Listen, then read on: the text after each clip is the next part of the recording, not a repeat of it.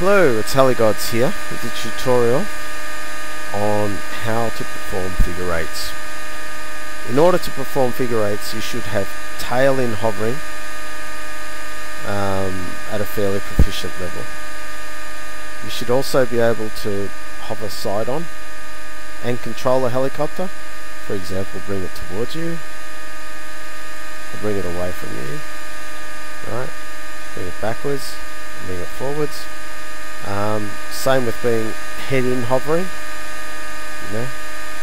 Bring it to the left, turn it to the right, take it backwards or take it forwards, and sideways hovering in the other direction as well.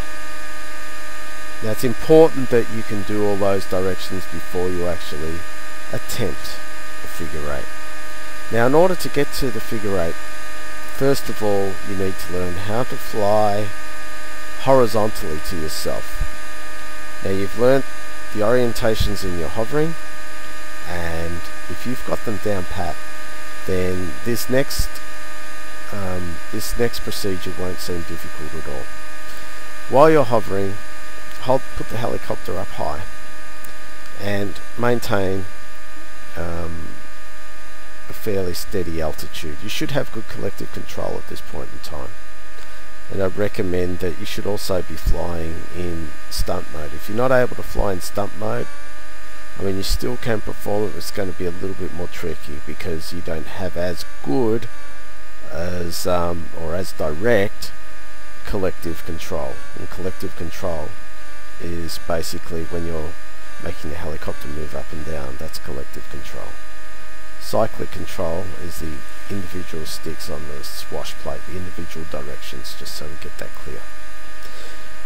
Right, so when hovering in front of yourself, to learn sideways flight, you'll start to bring the helicopter to the left, and to the left by using the airlong keys, and keep the tail facing towards you just till you get comfortable. I mean, you should be familiar with the tail in hovering position.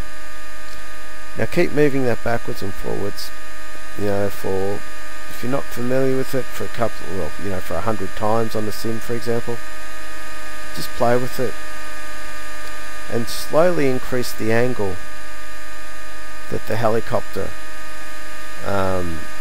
faces you as you're moving sideways. Always be careful to keep the helicopter away from you.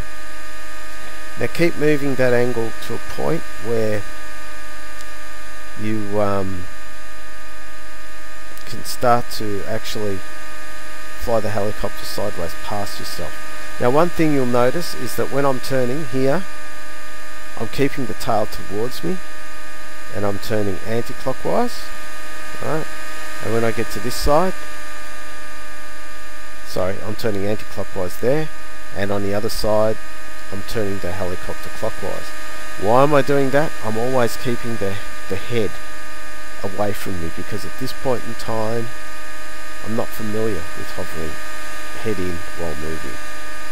So continue to do this. Right, turn.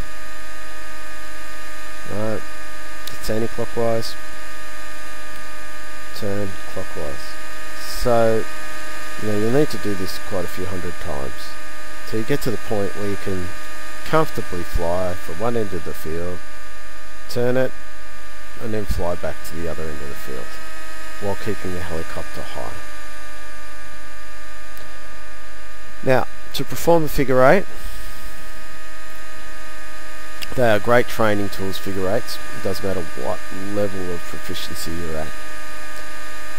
Basically, start off again by flying the helicopter to the side and then performing a clockwise turn this way. Now the helicopter will start to come towards you head first.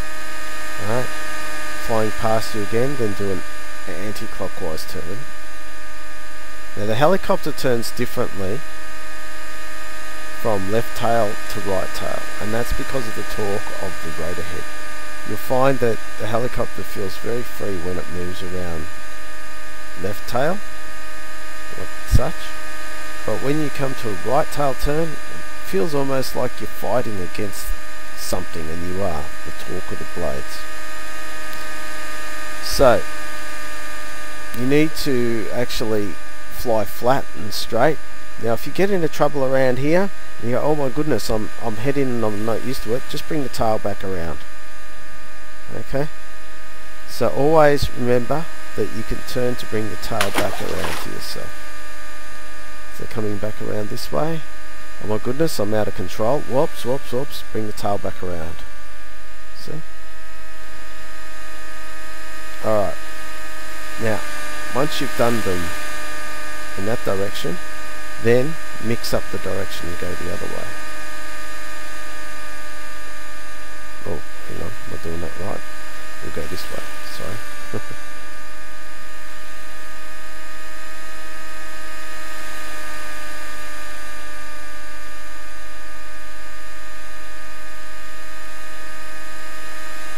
Okay, so you can do figure eights both directions.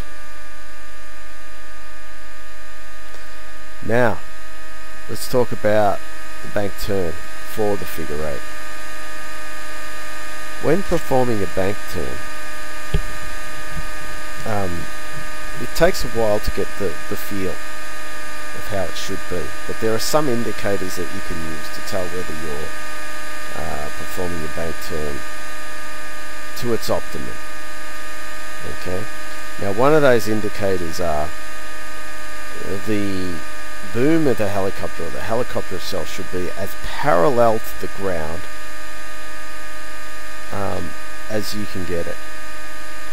That'll mean that if the boom itself is parallel to the ground, right, all you have to focus on is the actual aileron and a bit on the elevator and driving it through with the collective.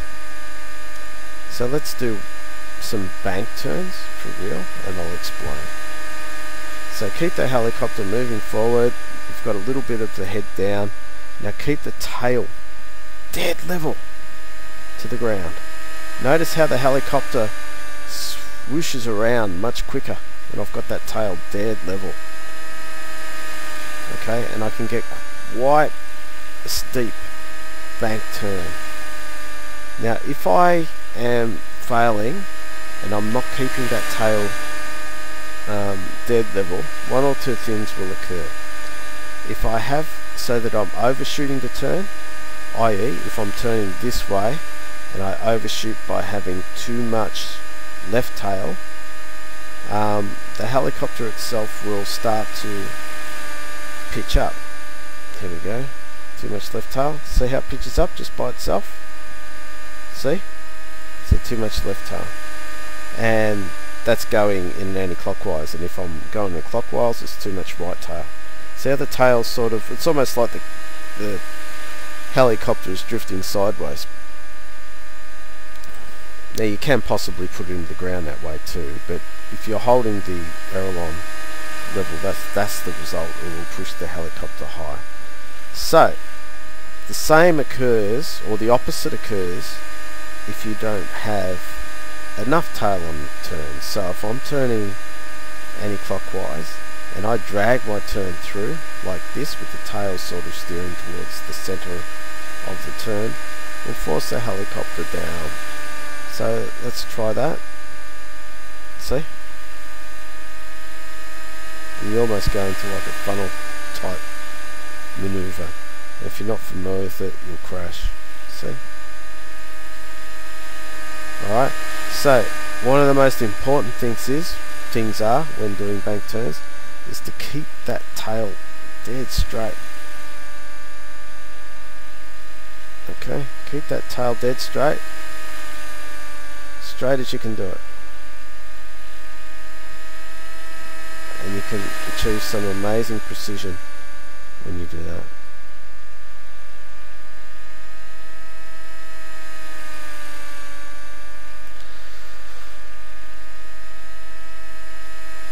Alright, so that's the end of this tutorial, learning how to do figure eights and you know, progressing to the point of being able to do a figure eight. If you have any questions, please ask them in the forum. Thank you for watching.